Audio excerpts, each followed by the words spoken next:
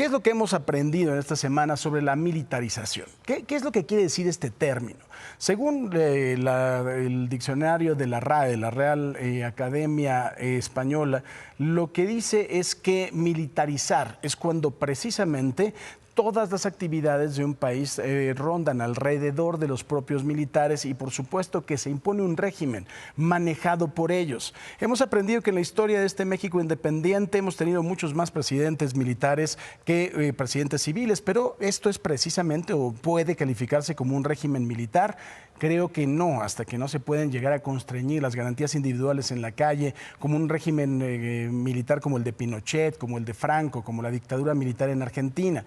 Ahora, seguro recordamos también la guerra frontal que hizo el presidente Felipe Calderón en su sexenio al crimen organizado.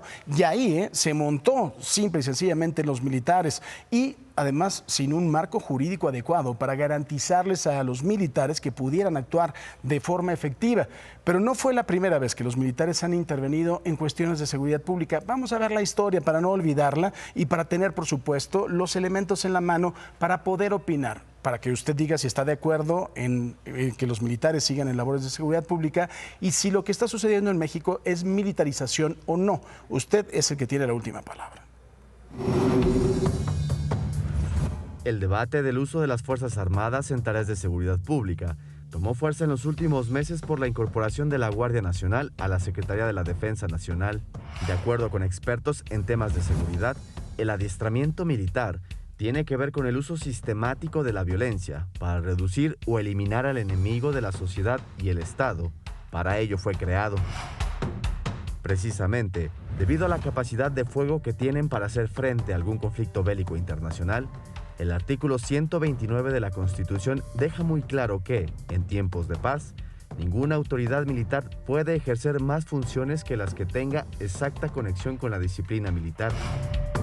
Sin embargo, el crecimiento de la violencia y la inseguridad generada por el crimen organizado, sumado a la mala capacitación de las policías estatales y municipales, ha provocado el uso de militares en estas tareas, donde desafortunadamente se tienen registrados serios abusos y violaciones a los derechos humanos de civiles por parte de los soldados.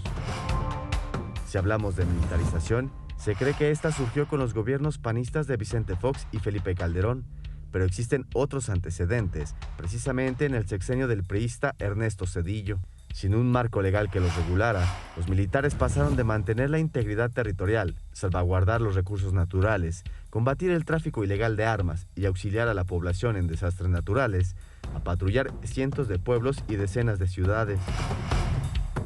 Fue precisamente en Chihuahua, con el gobernador Francisco Barrio, que 120 mandos y elementos de tropa fueron incorporados a la entonces Policía Judicial Federal. Los militares se convirtieron en jueces y jefes en la delegación de la Procuraduría General de Justicia. A finales de 1995, el teniente coronel Sócrates Herrera, que fue subdirector de la Policía Judicial Militar, se volvió el subdelegado estatal de la PGR. En este plan piloto de militarización de la PGR en Chihuahua, llegó a la quinta zona militar del estado el general Gerardo Clemente Ricardo Vega García. Militares bajo su mando fueron acusados de secuestrar, torturar y asesinar al indígena Valentín Carrillo en octubre de 1996. Precisamente en el 2000, el general Vega García se convirtió en el secretario de la Defensa Nacional en el gobierno de Vicente Fox, mientras que el Procurador General de la República fue el general Rafael Macedo de la Concha. Pese a esto, el mismo Fox rechazó tener una cercanía con el ejército. Tras hacerse presidente, se negó a recibir la custodia por el Estado Mayor Presidencial y creó la Agencia Federal de Investigación como eje rector de su estrategia de seguridad nacional. Incluso, el mismo Vicente Fox criticó la estrategia de su compañero de partido y sucesor, Felipe Calderón. Fue un error sacar al ejército. Fue una violación flagrante de los derechos humanos. El ejército no está para respetar los derechos humanos. La entrada de los militares agitó el avispero, pero no funcionó. Ni se acabó con los cárteles ni con la droga.